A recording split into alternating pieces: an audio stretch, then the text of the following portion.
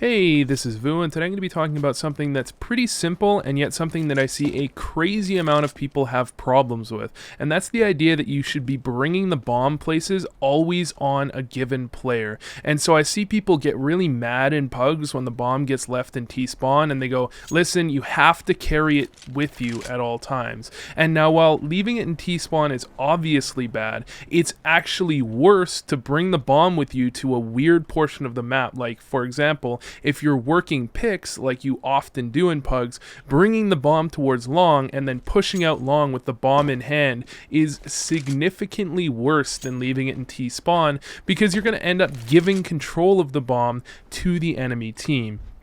What you actually want to be doing is bringing it on a player that can leave it somewhere that's safe, but that your team can rotate through. So a general setup that you might see in a pug on Dust 2 is, one or two players long, one or two players trying to work towards cat from lower tunnels, one player in upper tons, and a player watching the mid push. So a very good place to leave the bomb then is to leave it, lower tunnels, on the stairs potentially, or especially if you can leave it behind Xbox. Now, this isn't a great spot. There are some other places you can leave it, like palm tree or top mid, but the idea is by leaving it in middle, you allow someone from your team to rotate through and pick it up no matter which way you go. For example, if you go B, you're most likely going to have your long player come down middle, he can grab the bomb. If you go towards catwalk, your long player again might come down middle, your lower B player might run up cat, they can grab the bomb.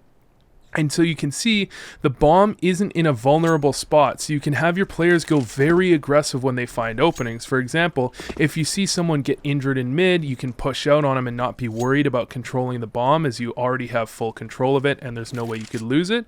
And if your team ends up hitting towards one side of the map, it's very easy to grab the bomb and bring it that direction with no real troubles in doing so. I see it just so commonly, and I thought I'd make a video on it just because so many people think that the best idea when you're working picks is to bring the bomb with one of your players, and that really limits the things you can do with that bomb. Now, obviously, if you're doing a real strategy like a mid-B split or something like that, you can leave the bomb on a certain player all round long, but generally in pugs you end up working picks, and so you want to be dropping the bomb somewhere safe.